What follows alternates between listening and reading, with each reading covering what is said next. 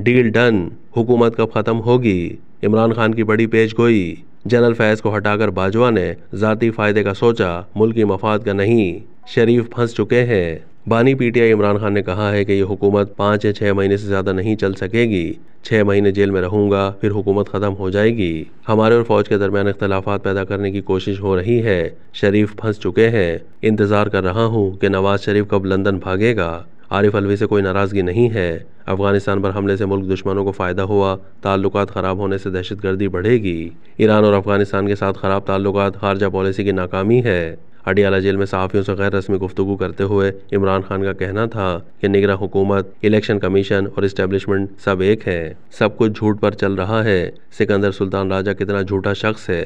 फाफिन, पिल्डाट समेत 5 रिपोर्ट्स के बावजूद भी इलेक्शन कमिश्नर बैठा हुआ है। उन्होंने कहा है कि IMF प्रोग्राम से महंगाई का तूफान आएगा। मैंने IMF को कहा था कि सियासी इस्तेहकाम आने तक कर्ज जारी ना किया जाए। सियासी इस्तेहकाम ना होने से कर्ज के पैसे ज़ाया हो जाएंगे।